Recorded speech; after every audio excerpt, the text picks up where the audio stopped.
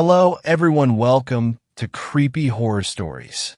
Today we are going to share Skinwalker encounter horror stories. First story. I think my wife is a skinwalker. My wife, and I just recently welcomed my sweet daughter into this world.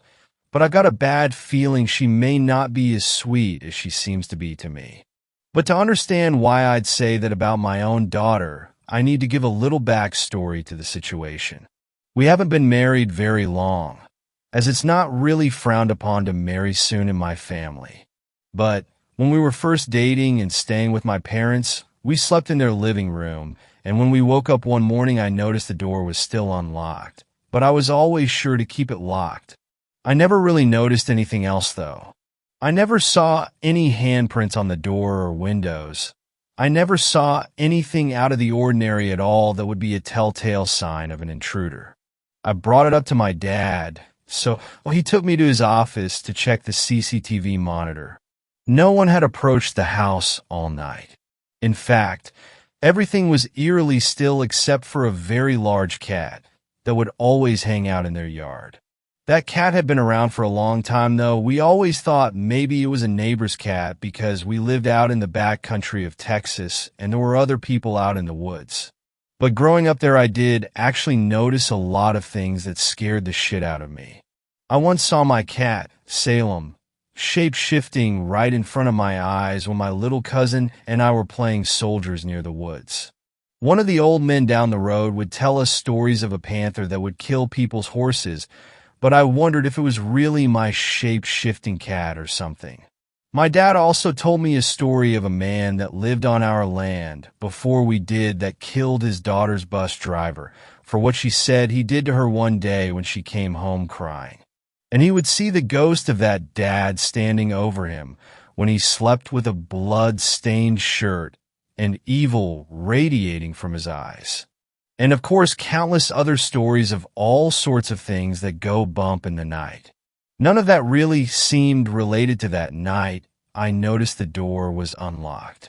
However, since then I've noticed a lot of things are different about her than she used to be. But nothing too extreme, just minor things that only people really close to her would know. Like she started wearing makeup when she never really liked it before. And what she liked to eat changed. But I didn't really know how to explain it. I'd only known her a few months, and only had to ask what she liked to eat so few times for dates and family gatherings. Every time I tried to talk to her about it, or ask her if something was wrong, she shot it down. So I just had to deal with the fact that maybe I was just discovering her for who she really is. I got used to it. It wasn't a big deal after all. Like I said, it wasn't anything major, and she still seemed like the girl I loved. And like I said, we had only been dating for a few months at the time. She Aslo started calling me Delicious, which wasn't really a pet name we had used before. I tried to ignore how uncomfortable her tone was when she used it. It was probably just sexual anyway. More recently, I've noticed odd smells originating from under our house when I'm out working around the yard. I've also noticed a greater number of flies and carrion birds. I was hoping a lost dog or some large rodent had just crawled under there and died. But one day, I found the promised ring I had given her that she said she lost before we even moved to this house. It looked extremely old now and caked with mud. I started nosing under the house near where the ring was laying, and I found a large indentation on the earth, as if something was laying there but had been moved. Soon after that day, she surprised me with the news that we were going to be parents. And I've been so excited at first until I realized something. I just knew my initial suspicions were proven true when she got pregnant. You see, my wife warned me right away not to expect children because of an accident she had when she was small.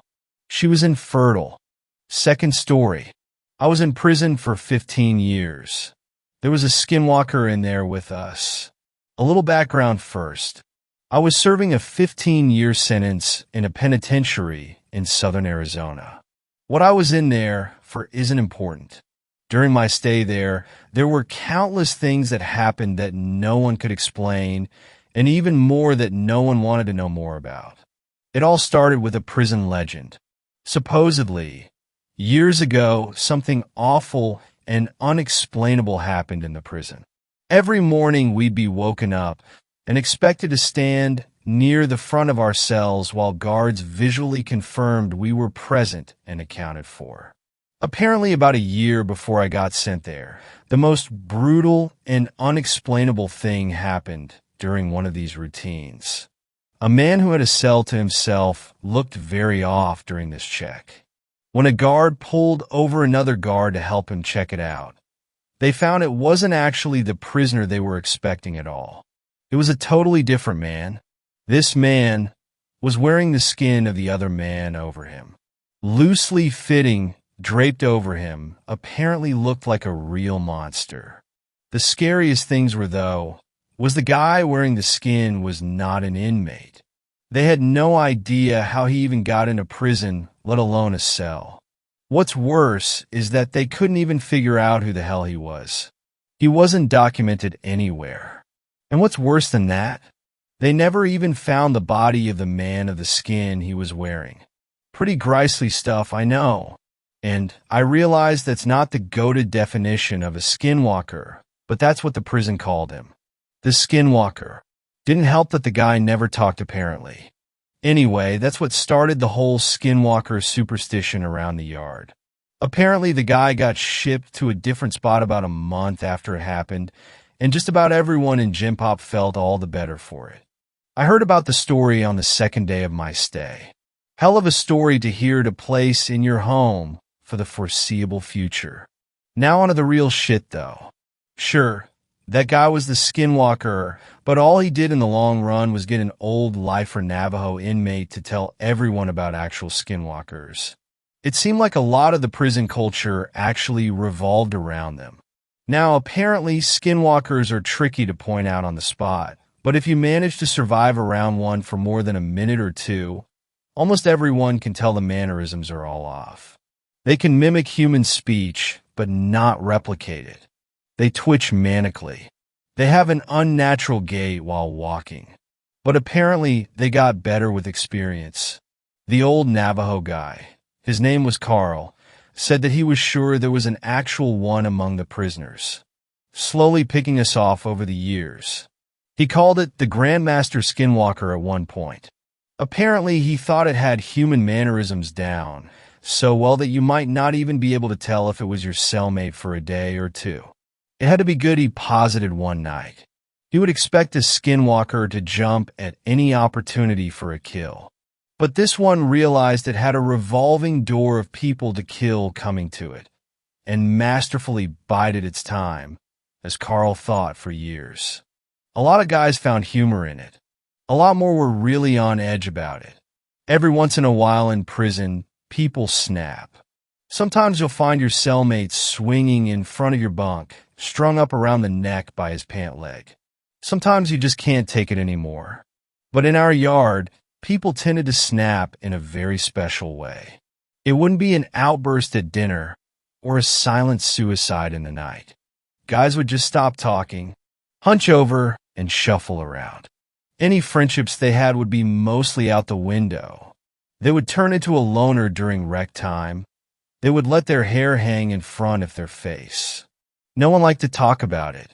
Like if they did, it would happen to them next. I felt the same way. I didn't know if it was a skinwalker or just people going crazy, but I didn't want to find out. It wasn't clockwork or anything, but every time someone snapped in this way, it wasn't more than a couple weeks before they were shipped off or transferred to God knows where without anyone else knowing beforehand. Then there was the nighttime occurrences.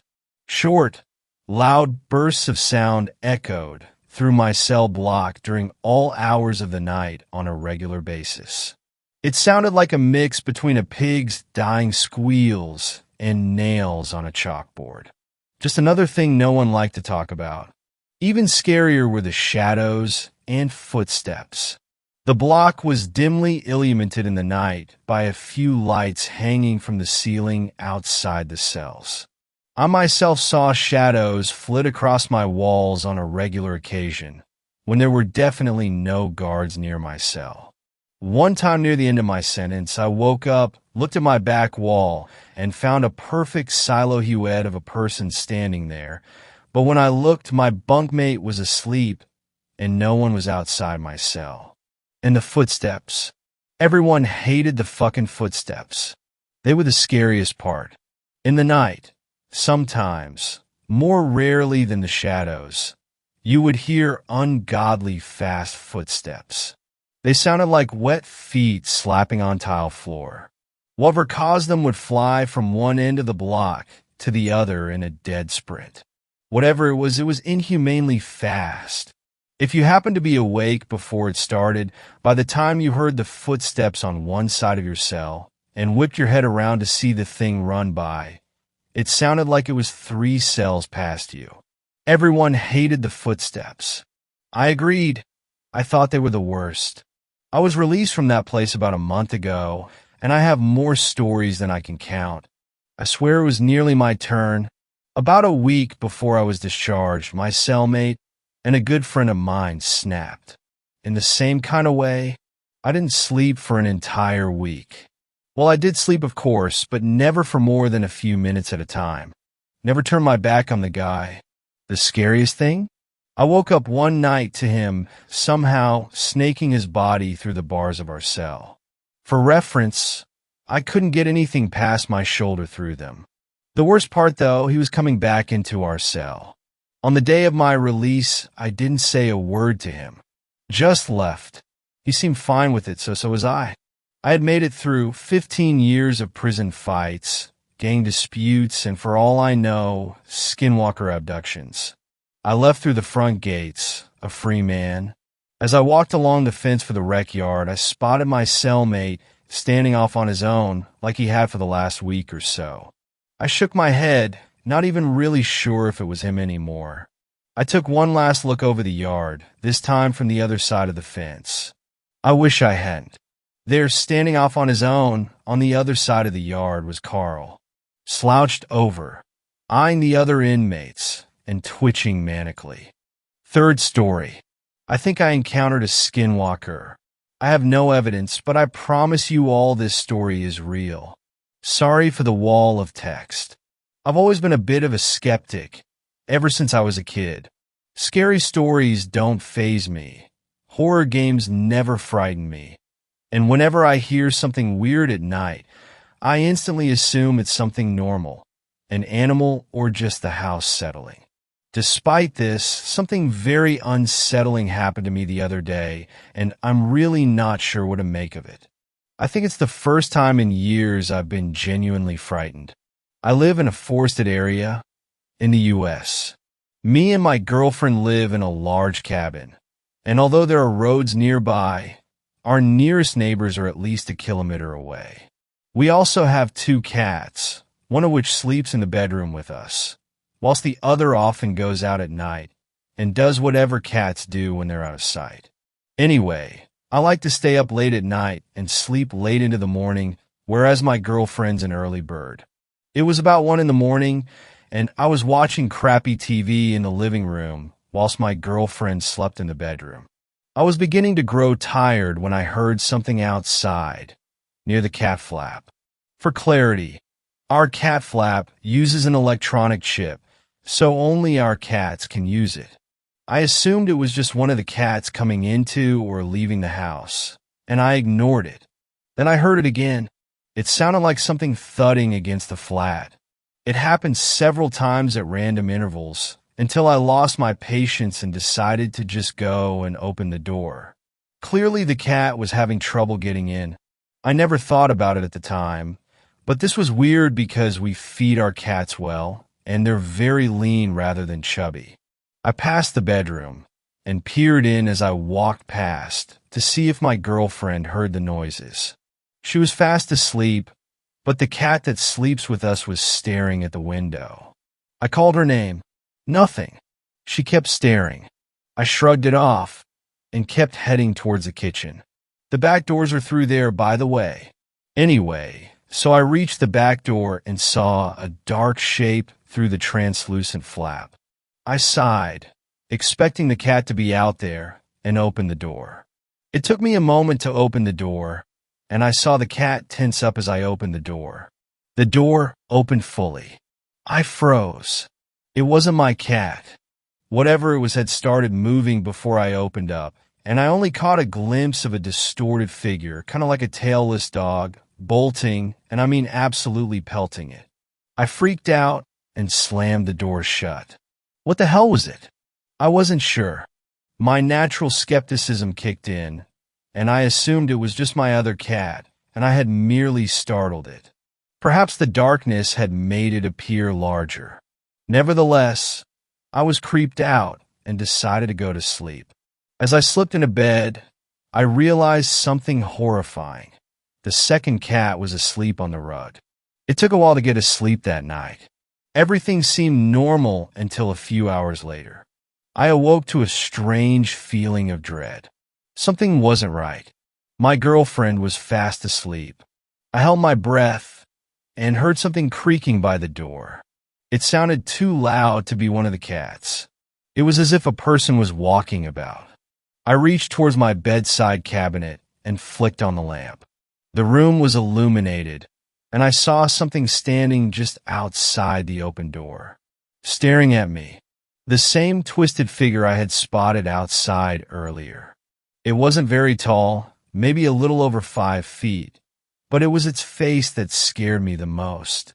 I only caught a glimpse of it, but what I saw will stay with me forever.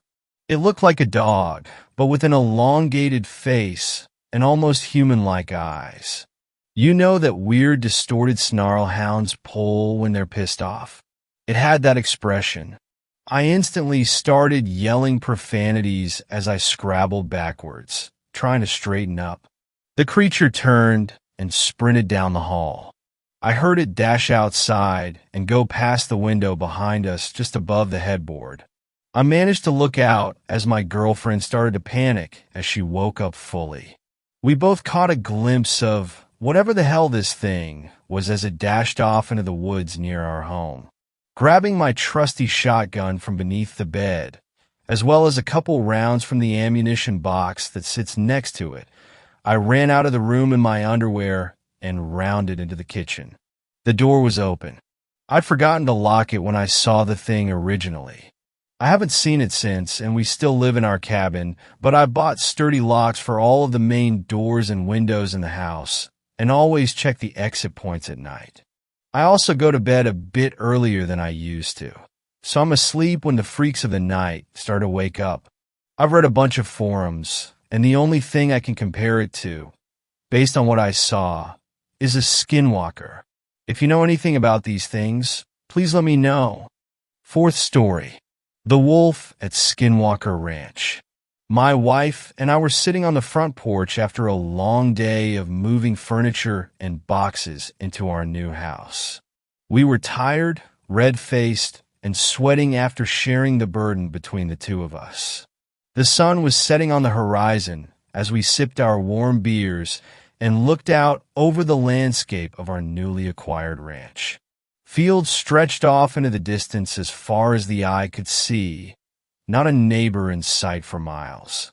The cows were grazing, looking unhappy, their tails hanging straight down as they ignored the fresh grass all around them. I figured they were just upset from the long move. "Why do you think they needed so many locks?"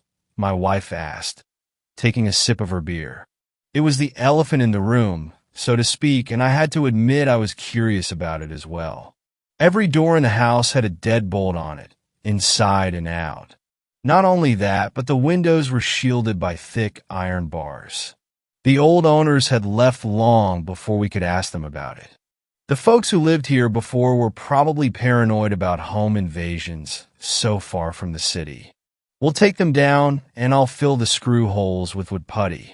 We'll paint them over, and they'll be good as new. You wanted to redo the trim anyway. And the bars on the windows? That'll take a bit more work, but I can get it done before the weekend. I'll just have to run over to the hardware store to grab a few things. I can't find some of my tools. Maybe they got lost during the move." My wife was no longer paying attention. She was staring at some point far off in the distance. "What's that?" she asked, pointing. I followed her finger and looked to see a large gray wolf moving in the fields.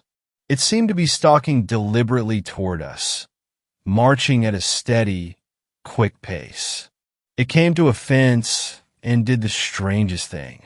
Instead of leaping over it or burrowing under it, as I'd expected, it stood up on two legs like a person, grasped the loose corner of the wire fencing, and pulled it up, ducking between the strands and stepping through one leg after the other. It was exactly how I would have done it. Once it was on the other side, it went back on four legs and started its progress toward us again. Then it looked up and saw us staring at it. The gray wolf stayed still for a few seconds, then disappeared in the tall grass suddenly. It was just gone. It didn't dive into the grass or duck down. It was there, and then a moment later, it was just gone. Vanished in the blink of an eye. The two of us sat uneasily on the porch, and I stood up to look in the distance, trying to spot the creature. But it was nowhere to be found. I'm going inside. You should come too, my wife said, sounding nervous. We went in and locked the doors at the front and back of the house. The bars stayed on the windows after that, and my wife didn't mention the deadbolts on the doors in the house again either. The two of us went to bed that night with little talk between us, a big difference from the ecstatic chatter that had been the norm all day prior to the event with the wolf. Or whatever that thing was. I got the feeling wolf was not quite the right word. That night something else even more disturbing happened to us both. I woke up in the early hours of the morning, around 3:30 a.m. according to the bedside alarm clock. When I looked next to me in the bed and saw my wife's spot was empty, I became immediately concerned for her safety. Where could she have gone at this time of night? I wondered. That was when I heard her voice calling to me from outside the window, asking insistently for me to let her in. Her cries for help were muffled through the glass, and I lifted the heavy old window pane up to hear her better. "What are you doing out there?" I asked, worried about the wolf we'd seen earlier. I was looking around for glowing eyes reflecting the moonlight nearby. Standing on two legs or four, I wasn't sure which to expect. "I must have been sleepwalking," she said dreamily. "The front door locked behind me somehow. You have to let me back in. Please. It's cold out here. I'll be right down," I said, without thinking about how impossible all of that was. I was only concerned for her safety at that moment, and she had been known to sleepwalk occasionally, so that part seemed to make sense. I raced down the stairs in my boxers and grasped the front door knob in my hand, turning it. Thankfully, it was locked, or who knows what might have happened. Reaching up to turn the lock, I was startled to hear a voice behind me. "What are you doing?" my wife asked. I jumped at the sound, my heartbeat quickening. But what terrified me even more was what I had just seen outside. Given the time frame it had taken me to get downstairs, it was impossible that it had been her. It was like someone else had been out there, wearing her skin and speaking in her voice. Looking at the woman standing in front of me, I had no doubt it was Christine, my wife. Panting, I walked over to her and hugged her tightly. "What's wrong?" she asked. I didn't answer, afraid she would think I was losing my mind. Some things we don't share with anyone, not even our significant others. We take them to our grave, afraid that if we speak of them out loud it will make them true, and it will make the source of the impossible things return. So instead, I just took her hand and led her up the stairs, looking back nervously over my shoulder at the front door, waiting for the sound of a key turning in the lock, or the sound of it being broken down by powerful forces beyond my control. Instead, there was a gentle knock, polite almost at first, but then the fist began to pound against the front door of the house louder and louder, more and more insistently. My wife stopped, turning around to look at me on the stairs. "Who could that be at this time of night?" she asked. "Just ignore it. Let's go to bed. They'll go away eventually." After a few moments of hesitation, she turned around and began going up the stairs once more, taking a couple nervous looks back as she did. We kept walking up the stairs as the pounding continued, devolving into steady scratching noises that didn't cease until daybreak. "What were you doing down in the basement last night?" my wife asked at the breakfast table the next morning. Neither one of us mentioned the sounds at the door the night before. We were both trying to act like it had never happened. In the light of the morning, it seemed like a shared hallucination. A bad dream brought on by warm beer and too much time spent moving boxes without enough assistance. "In the basement?" "I wasn't in the basement," I told her. "Yeah, you were. You were calling my name, asking me to come down there." I looked at her with concern. "When was this?" "Right before I found you at the front door.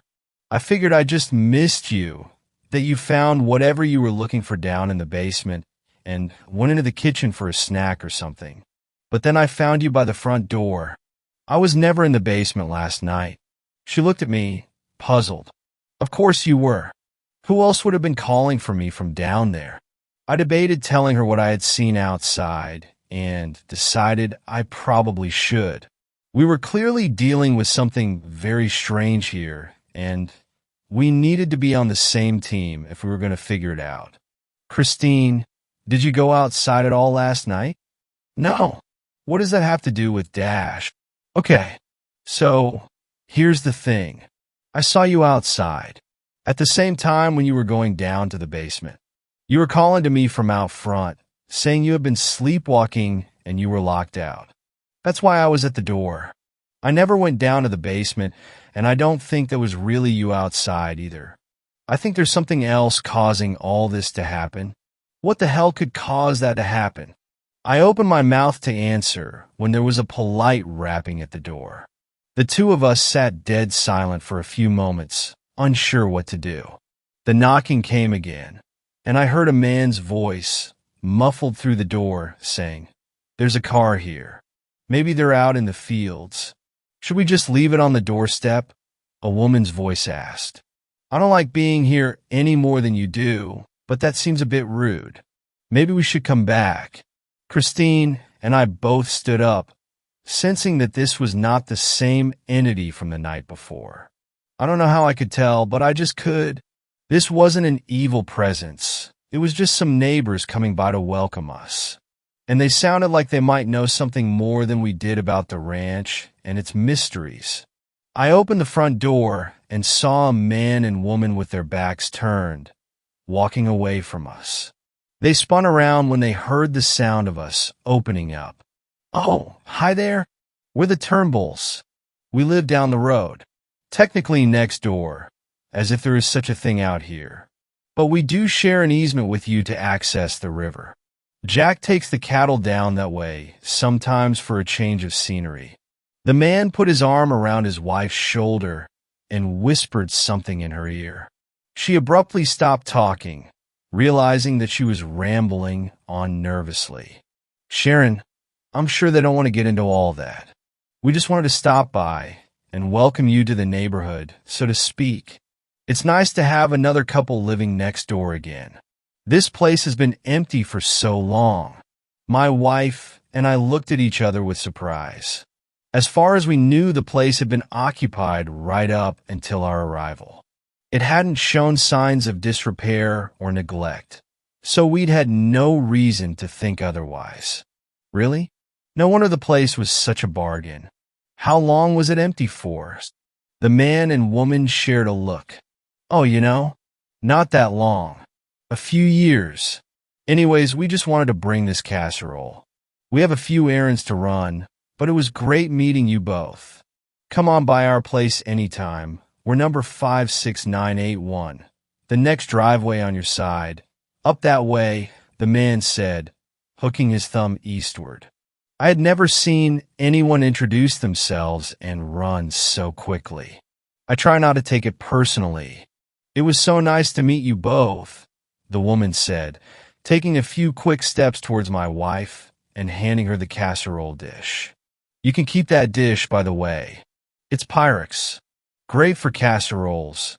She backed up to join her husband, looking around the property nervously as she did. Hey, can I ask you something? The two of them looked ready to run back to their car, but they stopped and nodded, shifting on their feet anxiously and waiting for me to speak. Have you ever seen anything? How should I put this? There's been a couple weird occurrences since we moved in, and I was just wondering if you could tell us anything. Is this place haunted? Is that why it was so cheap? I could tell you guys are nervous. Just give us something to work with. Please. We're getting a little freaked out. The woman looked pleadingly at her husband. He nodded to her, and she went back to the car and got in the passenger seat, where she sat, darting her eyes around from side to side. What exactly did you see? The man asked. Wait, no. Don't tell me. It's better if we don't speak of them. They know when you talk about them. It's better if we don't. Well then, how do we get rid of them? You don't. These things have been around a lot longer than you or me. My wife and I get our share of strange events on the ranch next door too, but not as bad as here. This place, well, there's something here that makes it special. And not in a good way, I'm sorry to say. I'd tell you more, but it would only make things worse. It always does. There was a sound of knuckles rapping against the glass, and I looked to see his wife banging on the car window, looking with wide eyes at us and pointing into the distance towards the fields. My eyes followed where she was pointing, and I looked to see the large gray wolf was back, and it was moving towards us again. I told you, we're not meant to speak of them. I need to go. The two of you should decide soon if you want to stay. This place will change you, and it will take things from you. You only get so long to decide. If you wait to see what the changes will be, it will already be too late. Trust me. With that, he turned away and went back to his car.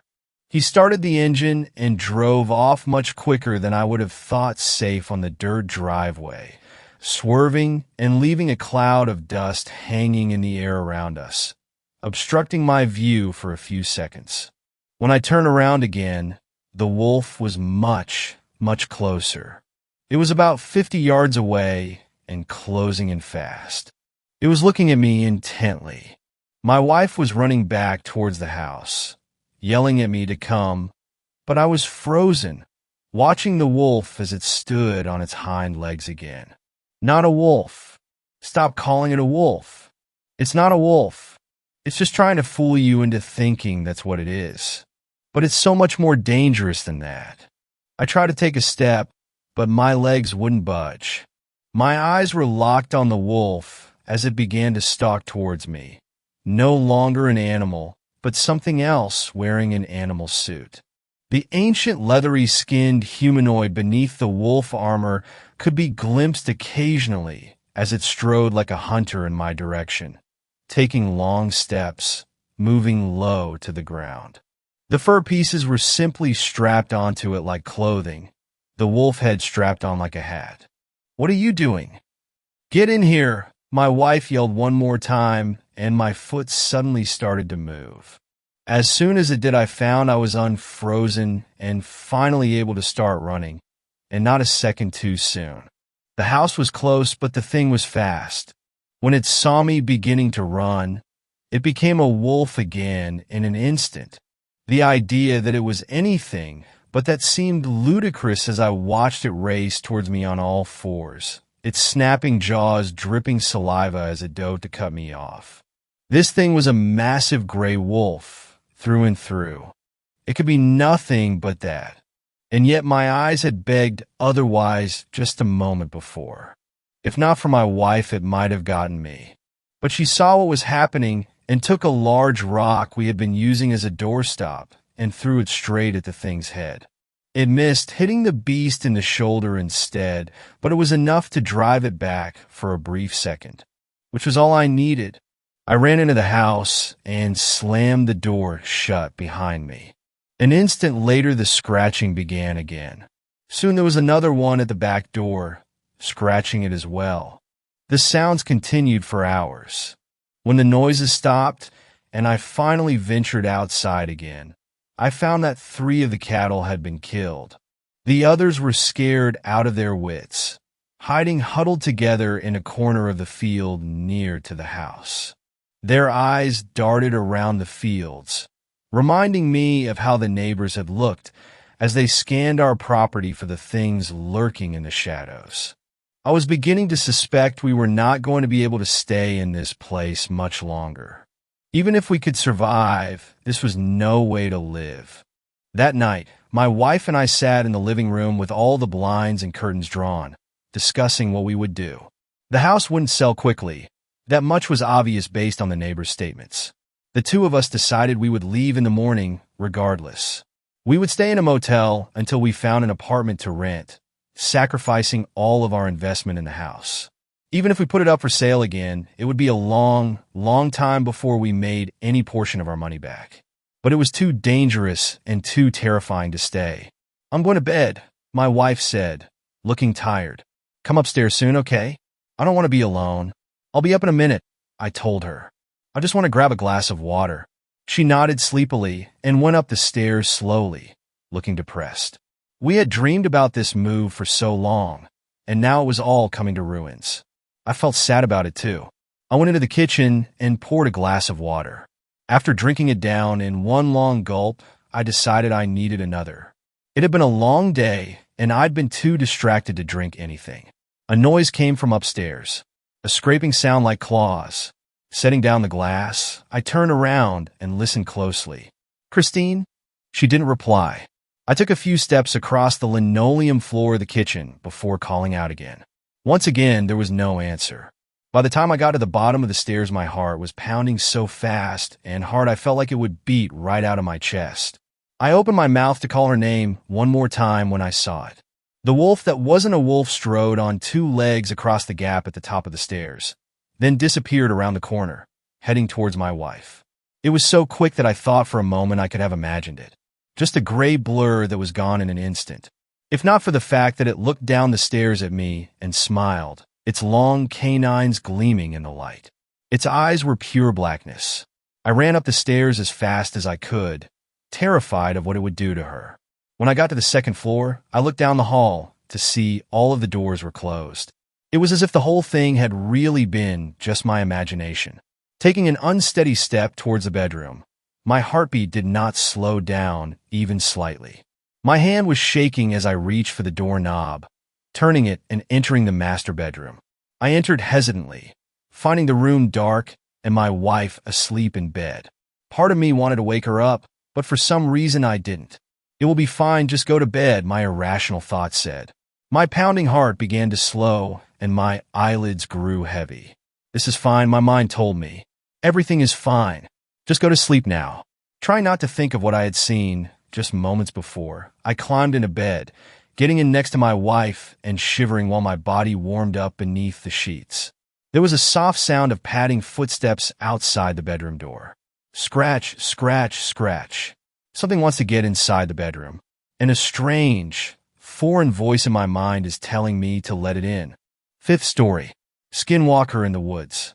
I live right next to a Navajo reservation and have made friends with many of the people there my age.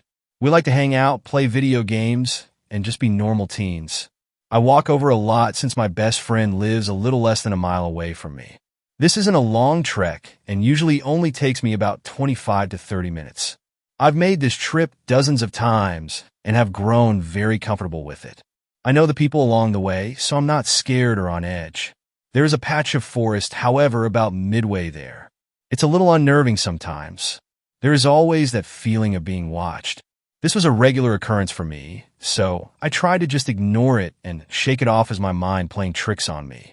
This day, I spent more time at my friend's house than I meant to, and when I left, it was already getting dark. I reached the stretch of forest right as the sun disappeared from the sky. I shivered a little as I readied myself to begin the journey through. I was 10 steps in when I heard a branch snap. You know the sound, the one that screams there is definitely someone or something there with you. I froze, not sure of what I should do next. Should I run? Should I turn around and book it back to my friend's house? I didn't know the best option in this situation. I whispered, "Hello? hearing my voice crack as the words fell from my lips. I don't know why I even opened my mouth, but it was out there, so I listened for any reply. My heart sank when the answer came back in the sound of my voice. Hello. I started to breathe too fast. My heart pounded against my chest. I felt like I might faint. Hello. My voice came again, but not from my mouth. I wanted to run, but my feet felt cemented to the ground. I couldn't scream. I couldn't reply, as my voice echoed over and over from a short distance away. I couldn't pinpoint exactly where it was coming from. It sounded like it was everywhere around me. Hello. Hello. Hello. It repeated. Stop it. I finally managed to tear from my lips. Everything went silent. For a long minute, nothing happened. The air grew stale, and I realized for the first time that there were no typical forest sounds. There were no bugs, no frogs or crickets, nothing. I stood there, terrified, waiting to see what would happen next. Stop it. It mimicked back. I'd had enough and was willing my heavy legs to move. Before I could take a step, I heard rustling in the bushes 20 feet to my left. I watched in horror as a deer head with huge antlers protruded through the brush. As it came further out and stood up on twos, I took off. I flew out of those woods and all the way home in record time. I said nothing to my mom when I got there. I just went up to my room, laid down, and thought about what happened. My mother came in at some point and asked me if everything was all right. I replied that yes, I was just tired. I don't know why I didn't tell her. I guess I might have been afraid of how she would react. I called my friend and told him everything. He freaked out and told me that no matter what happened that night, to not reply or look out my window. This terrified me even more. He said to call him the next morning and he would explain more, and that he had to speak to his grandfather as soon as possible. That night I didn't sleep at all. I stayed awake listening to every little sound the night brought. Around 3 a.m., just as I was about to drift off, the air changed, the night sounds quieted. I felt my heart begin to pound. I lay there and waited, pulling the covers up over my head like a child, far too scared to move. It came after a long moment. Hello. I cried. It was all I could do. Hello. Stop it. It mocked what I had said in the woods again. It was terrifying enough when it copied what I said, but then it did something new. It called my name. Amy. My mother's voice. Amy. Amy, come here. Hello? Stop it. My voice again. For the rest of the night, the creature outside my window called my name in my mother's voice and repeated what I said in the woods over and over. In the morning, when the sun broke through the dark, it finally stopped. I fell into a fitful sleep. I woke around 12 to my friend calling to tell me he had spoken to his grandfather and could explain what happened to me. He said there was a creature they called Yi Naldlishii, he who goes on all fours, or a skinwalker. He explained that it was an evil witch that used dark magic to transform into an animal with the attributes it required, and that it had caught my scent and knew me now. I was also given a warning that since it knew me, it would always follow me, that I would always have to be careful. Last night, I heard scratching on my window, then a low hum. The creature began saying my name again, but also adding in things I hadn't said in my mother's voice. At one point, it started calling my name, but drawing it out really far like Aamai. It tried to get me to come outside or to open the door and let it in my house. This went on all night. At this point, I feel like I'm going crazy. I don't know what to do. Is it seriously going stalk the shadows around me for the rest of my life? I don't think I can take that. 6th story. Skinwalkers need friends too. Northern Canada would get so cold in the winter that it was almost impossible for cars to function. So, my family became very skilled hunters. We would have a hearty meal of deer or rabbit every night, and we learned to grow vegetables indoors for a little bit of freshness in our Viking-like diet. I was around 15 when I first started to hunt alone, and I was 18 when this happened. It was early in the morning, and I was tracking rabbits. I had found a nice spot near a rabbit den and bundled up, gun raised, ready to shoot. Something fell off, though. It took a minute before I realized the forest was dead quiet. No chickadees, no coyotes howling, no wind. Nothing. It was as if all the creatures in the wild disappeared. As weird as it was, I paid no mind to it and chalked it up to being too cold for animals to be out and about, though that didn't explain the lack of wind and no leaves rustling.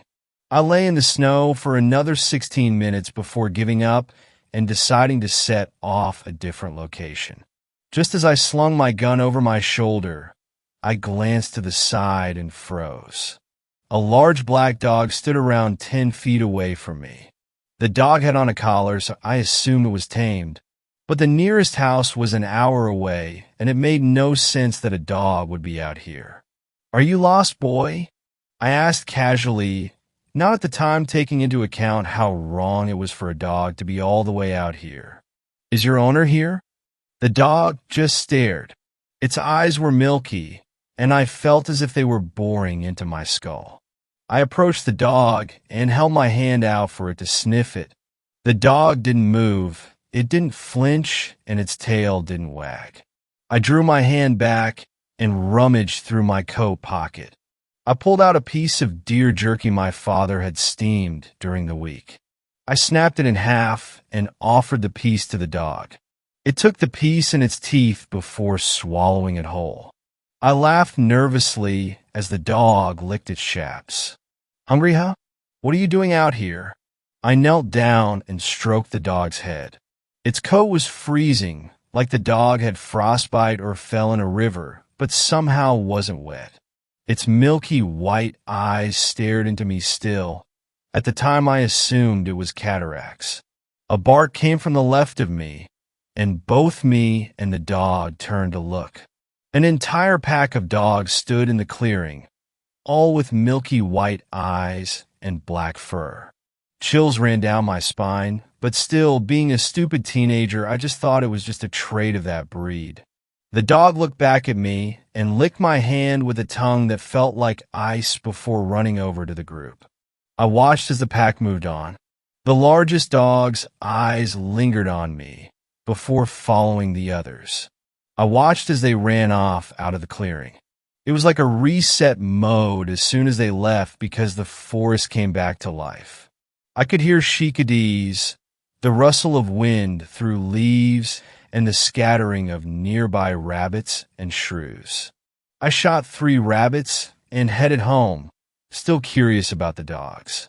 A week later, I asked Dad about it, but he said that the neighbor's dog, Sombra, had been missing for months and everyone else either didn't have a dog that matched my description or just didn't have a dog in general.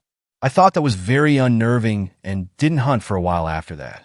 The next time I saw the dog, it was early spring. I didn't have school to attend until the fall, so I just helped out at home and read and raised chickens. One Monday, both my parents were in Calgary visiting friends, and my brother was sick downstairs watching Game of Thrones, so I was pretty much alone. I sat in the library, reading and sipping some sweet Earl Grey tea.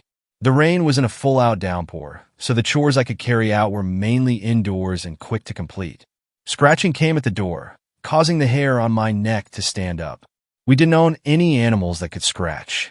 Scared and curious, I grabbed a knife from the kitchen and opened the door. The black dog stood there, its familiar milky eyes staring into my soul.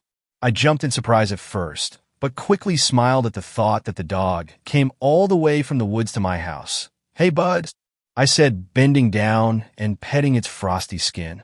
"How did you find me?" "It was the lavender, wasn't it?" I joked, referring to the essential oil I always had on my hunting gloves and wrists.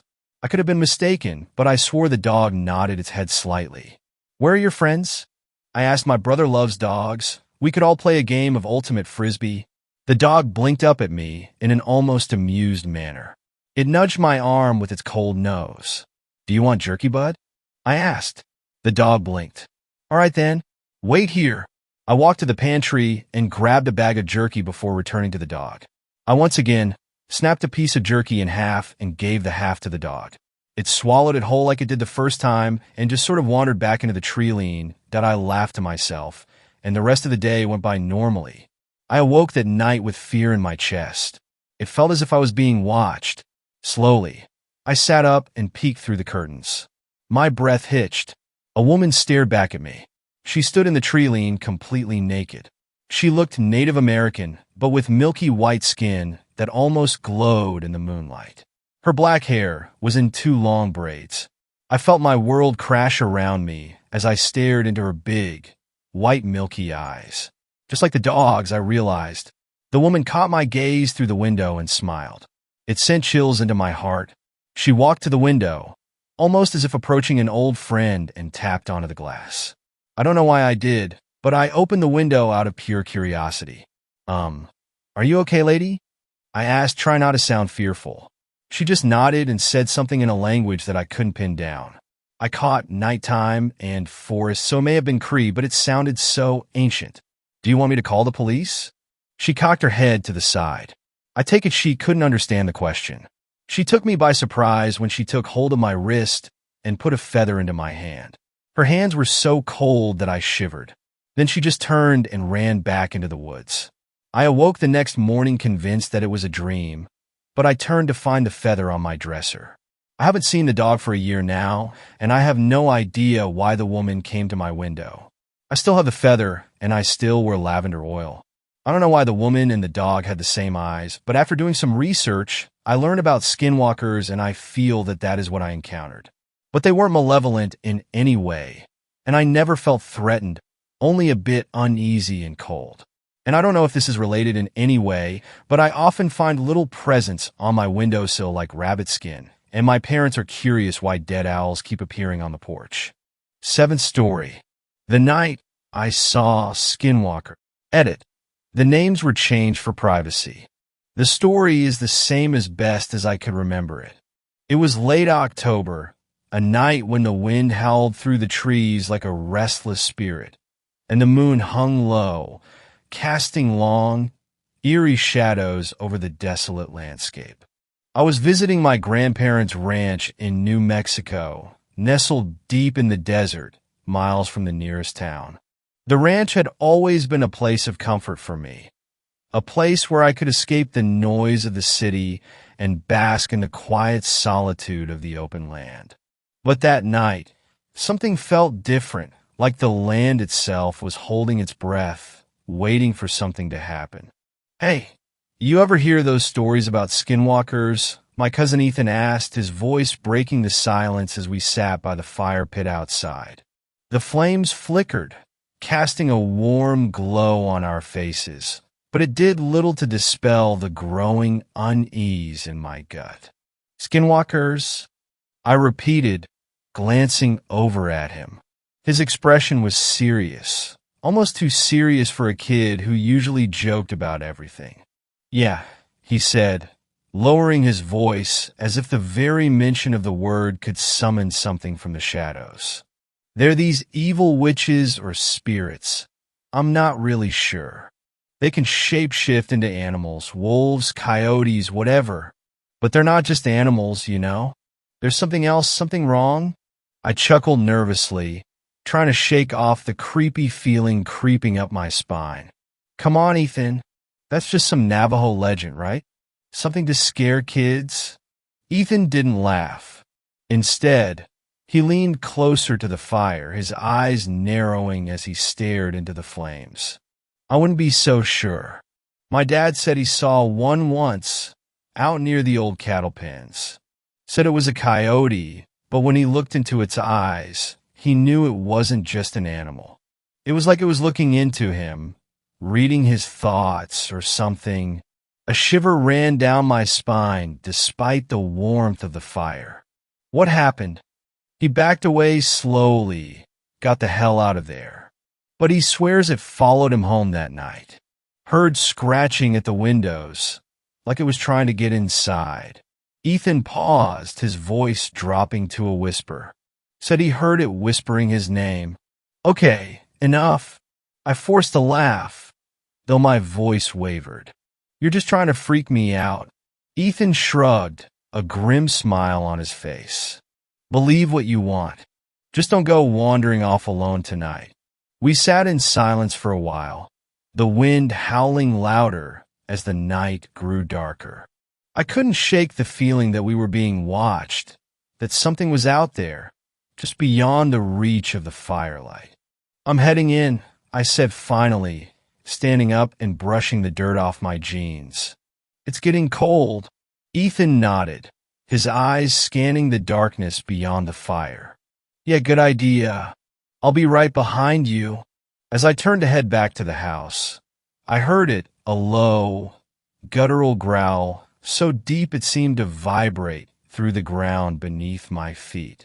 I froze, my heart pounding in my chest. "Did you hear that?" I whispered, my voice barely audible. Ethan was already on his feet, his eyes wide with fear. "Don't move," he hissed. "Whatever you do, don't run." The growl came again, closer this time. Slowly, I turned my head, my breath catching in my throat as I saw it.